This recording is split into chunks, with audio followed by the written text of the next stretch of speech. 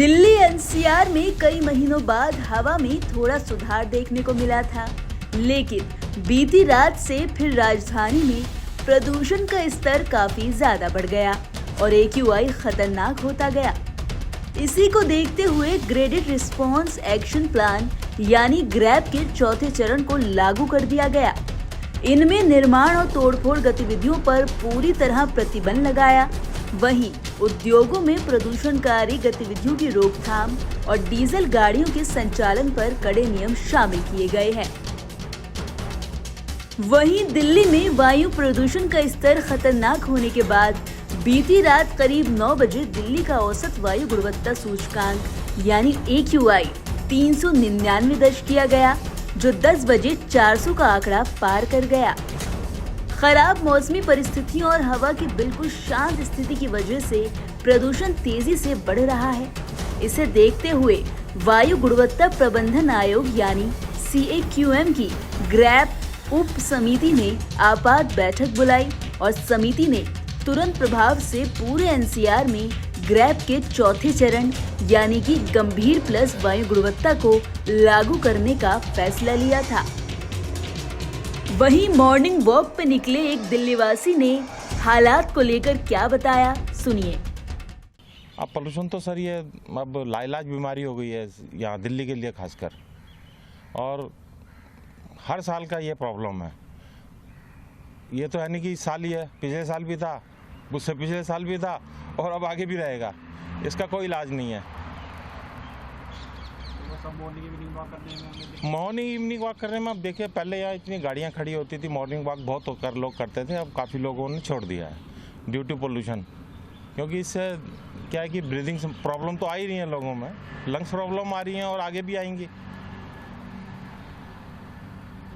और ये है कि इसका जो समस्या है अब वो है अपने गवर्नमेंट अगर जो इसमें चाहे तो वो बहुत कुछ कर सकती है, बट यही है कि भैया अब पंजाब के किसानों को या हरियाणा के किसानों को कौन मना करेगा कि भैया पराली मत जलाओ। उनको अगर जो मना करते हैं तो इनका बैंक वोट जाता है। तो ये सब समस्याएं होती हैं, इनको ठीक करने के लिए तो भैया एक व्हील पावर चाहिए। अगर जब तक व्हील पावर नहीं होगी गवर्नमेंट में तब तक कुछ नहीं होने वाला। ऐसे ही लोग परेशान रहेंगे, ऐसे ही ये पोल्यूशन रहेगा और अब तो बढ़ेगा।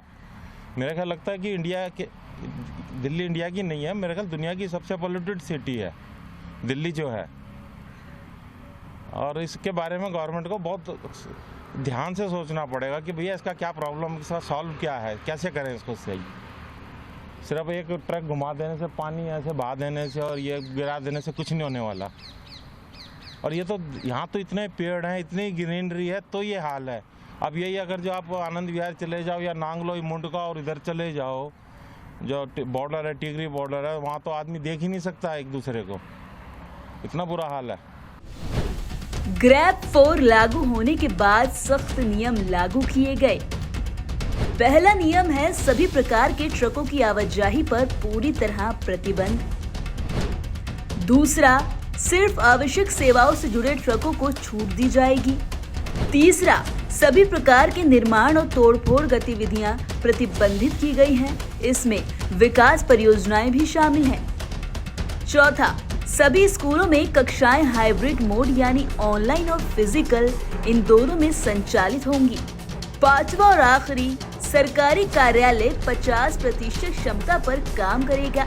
वहीं कर्मचारियों के लिए वर्क फ्रॉम होम की व्यवस्था की जा सकती है। हाइब्रिड मोड में चलेंगी क्लासेस।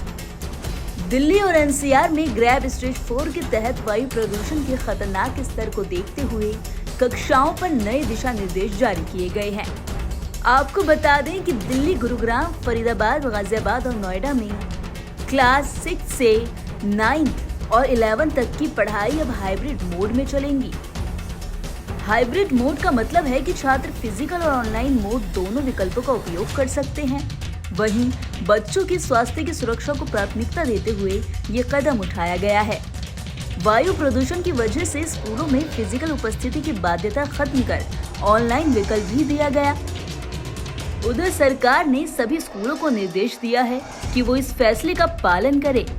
नवोदय टाइम्स पंजाब केसरी के लिए दिल्ली से मरियम अली की रिपोर्ट।